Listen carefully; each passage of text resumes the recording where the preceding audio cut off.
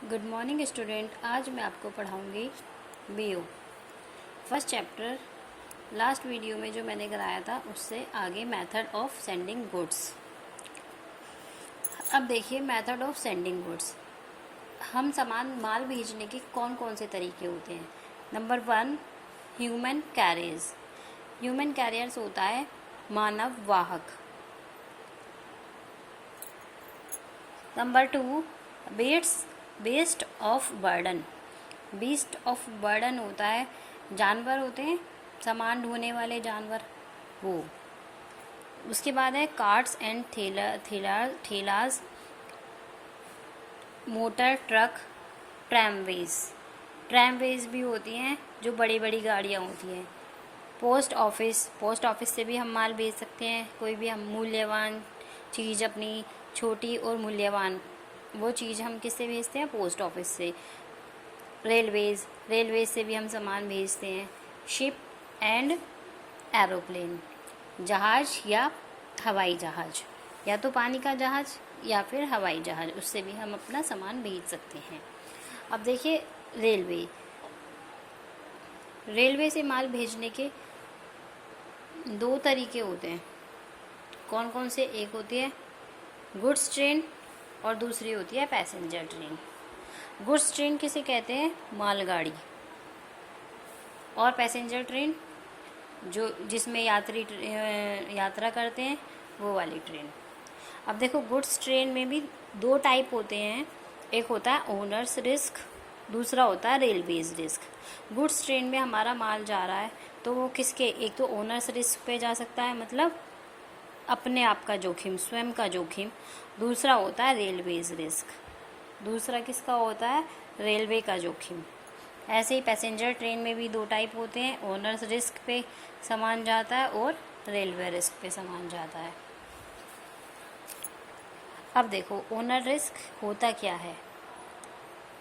If the goods are sent at owner's risk, the railway company will not be responsible for any damage or loss of goods in transit।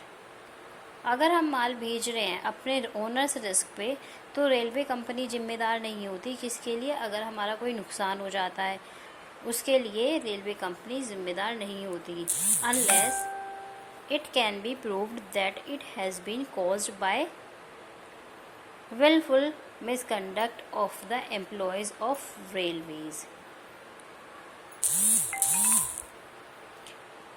बल्कि रेलवे का कोई भी employees इसका जिम्मेदारी नहीं लेता। सेकंड है रेलवेज रिस्क, मतलब अगर रेलवे का जोखिम है तो उसमें क्या होता है? When the railway company assumes the responsibilities of any loss of goods in transit due to blockage etc। इसमें क्या होता है? रेलवे कंपनी अब जो हमारी क्षतिपूर्ति होती है, जो हमारा नुकसान होता है, उसकी जिम्मेदारी कौन लेता है? रेलवे लेता है उसकी जिम्मेदारी। It is said that the goods are sent to companies या रेलवे रिस्क। तो ये कहा जाता है कि या तो ये कंपनी का रिस्क है या किसका रिस्क है? रेलवे का रिस्क है। Roadways and transport companies. अब देखो जो हम माल भेजते हैं, एक तो रोडवेज से भेजते हैं, ट्रांसपोर्ट कंपनी से भेज सकते हैं हम अपना सामान। डिस्पैच बाय पोस्ट से भी डिस्पैच कर सकते हैं हम।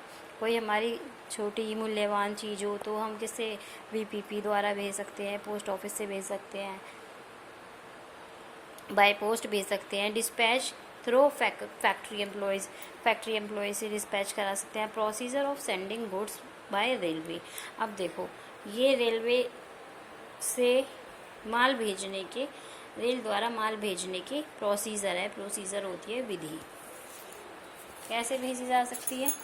नंबर 1 है सिलेक्शन ऑफ ट्रेन। सबसे पहले हमें गाड़ी का चयन करना चाहिए, मतलब ट्रेन का चयन करना चाहिए। The first issue which the seller has to decide is whether the goods are be sent by goods train or by passenger train। इसमें क्या करना होता है, जो सेलर होता है वो क्या डिसाइड करता है कि हमारा माल या तो मालगाड़ी से जाएगा या पैसेंजर ट्रेन से जाएगा। Number 2, packing of goods. The goods should B properly packed in boxes according to the nature of goods so that they do not become damaged। जो हमारा माल है उसे प्रॉपरली पैक्ड होना चाहिए बॉक्सेस में according to the nature of goods, जिससे कि क्या ना हो, वो डैमेज होने से बच सके। Carrying goods to railway station. अब देखो माल को रेलवे स्टेशन तक ले जाया जाता है कैसे। After packing the goods should be sent to the railway station much before the departure of the train so that the goods can be easily loaded in the train. जो हमारा माल है वो हमें रेलवे स्टेशन ट्रेन के आने से पहले लेकर पहुंच जाना चाहिए, जिससे कि हम ट्रेन में इजीली तरीके से अपना जो सामान है वो लोड कर पाएँ। उसके बाद है next forwarding note. Forwarding note होता है the sender has to fill in this form which received free of cost from the railway authority. इसमें क्या होता है, जो सेंडर होता है वो एक फॉर्म दिया जाता है, उसे किस लिए दिया जाता है, वो फॉर्म उसे फिल करने के लिए दिया जाता है जो फ्री ऑफ कॉस्ट होता है। द फॉलोइंग इन्फॉर्मेशन, और उसमें ये सारी इन्फॉर्मेशन लिखी होती है, फिल करनी होती है। कौन कौन सी, sender's name and address, name and address of the consigning, number of packets और bundle, description of goods, weight of goods, railway freight paid or would be paid by the consignee, destination, name of the station और signature of the sender। ठीक है, ये सारी चीज़ें उसमें लिखी होती हैं। फॉरवर्डिंग नोट का आपको स्पेसिमेन भी बनाने के लिए आता है। फॉरवर्डिंग नोट का स्पेसिमेन,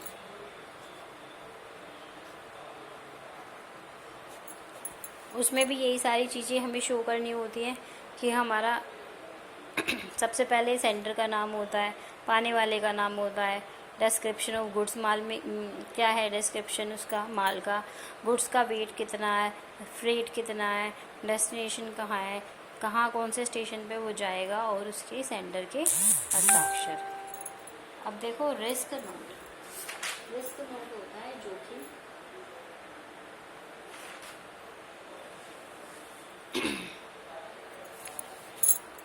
रिस्क नोट, जोखिम पत्र। The consignor should also mention is the risk note whether the goods are being sent at owner's risk और at railways risk. Risk note में कंसाइनर मेंशन करता है कि जो गुड्स है उसका वो ओनर रिस्क पर है या रेलवे रिस्क पर। तो ये सारे हमारे पॉइंट्स हैं किस चीज़ के, procedure of sending goods off by railway.